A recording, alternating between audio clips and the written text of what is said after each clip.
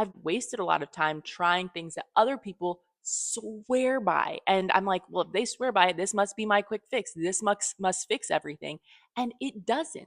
Welcome to my channel. I'm Katja, and there are two wolves inside of me. One has autism, one has ADHD. Let's get into how they interact.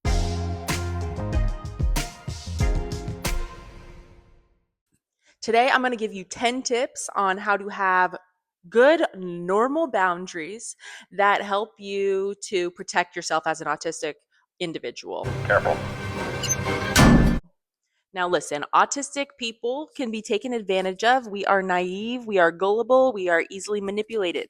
Now, listen, I believe that being a trusting individual is a beautiful thing, but I don't want you to get hurt. So, I'm going to tell you some tips that I've found, 10 ideas, 10 things that keep me from getting manipulated in this part of my life. So, the first tip I have is to pause before sharing personal information.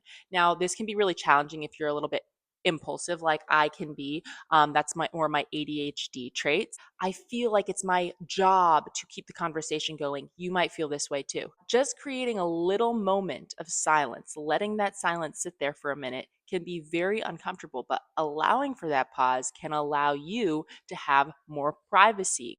We can be very trusting, but not everybody needs to know everything about you. So when things are a little bit quiet, it feels very awkward. But trust me, the topic will change. Even if it's silent for a little bit, that's okay. Let the topic change. Or if it doesn't and you really, really want to keep talking, this is my second tip. Start asking questions about them. People love to talk about themselves. So if you start them on their thing, that'll just keep you going for a little bit. You can just let the conversation gradually move. So that like creates this little bit of boundaries like privacy, but without creating a big stiff boundary. You can just have like a little bit of distance from the conversation that was going to get you into a bad spot.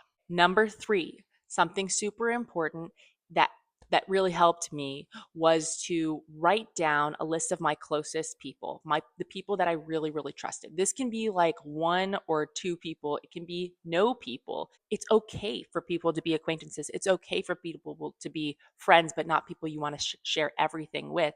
And then it's okay to have just a few people or one person whom you're able to share really intimate things about yourself. So just having this like written down like idea of levels of who do I really trust versus who do I not trust with everything. Does that make sense? That helped me be really clear when I'm engaging with people on like how much to share. Do I want to tell you this thing about like my mental health or my relationship or my history? Or is this something that I would rather keep private or keep for somebody else? Number four, allowing people to gain your trust. So I used to struggle and still do struggle with black and white thinking, which lots of people do, lots of autistic people do too. And I would think people are either good or they are bad. They are trustworthy or not trustworthy. Now, it took me some time, but has gotten a lot better to develop a system for letting people gain my trust. I started to think of people's behavior as data points. So let's use an example. So if I tell a friend some private information and then I'm talking to somebody else and they have the information that I only shared with that one friend, I can know, okay, that friend told this person something private about me. And I can be like, that is a data point. That is good to know. So turns out I should not be telling this person my private information if I don't want my information to be spread. If it's something that I'm okay with being spread, then I can tell this person. Does that make sense? It's just like thinking of people as like masses of information. They've got plenty of bullet points and they might have some really great qualities and some qualities that are make them less trustworthy. So just letting people develop their trust. If they are able to keep your privacy private, if they show up when you need them to, if you're able to show up for them too and they're appreciative, those can all be like bullet points of like their data points about them being trustworthy and maybe being somebody that you're willing to have as a closer, intimate friend. Number five is remember to not take advice from people who you don't admire. So I used to just ask anyone for advice, anyone under the sun. I would be like, what do you think about this thing, this medical issue that I have? What do you think about this relational problem that I have? And everybody had different advice and everybody disagrees with each other. It's like very overwhelming for a person like me. Something I had to start doing was like look out for people who have what you want. If somebody has a relationship that I really admire, that's the person I want to go to for relationship advice. If somebody seems really happy, that's the person I want to go to for like emotional well being advice. Somebody's really fit, I want to ask them about fitness. You don't want to be asking your broke friend how to save money. Do you get what I mean? So then we move on to number 7, which is even when you find somebody whom you respect. So, say I find somebody on YouTube who's like a money guru, and I really like believe them, respect them, and I want to learn from them. Even then, I can be discerning about what information I take in for myself and what information I leave to the side. Something that might be right for one person could be different for someone else, and that's okay. Tip number 7, remember you are an adult with valid experiences and perspectives. So your whole system can gauge whether or not somebody else's information or tips will maybe work for you. Of course, you can try things, try new things. In fact, I really encourage trying new things, trying new perspectives. At the same time, there are some things that just right off the bat might flag as like, this I don't think like this doesn't seem right for me. I've spent a lot of time, wasted a lot of time trying things that other people swear by. And I'm like, well, if they swear by it, this must be my quick fix. This must fix everything. And it doesn't. It doesn't fix everything because it's not right for me. So it just takes that like discernment, trusting yourself, trying things, seeing if it works, and then being like, if it doesn't work, move to the next thing. You know what I mean? Number 8, stop arguing with people who don't get you. You're just never going to make any progress with people. You can make progress. You're never going to make progress with people who like aren't taking the energy to listen, to be curious, to ask questions.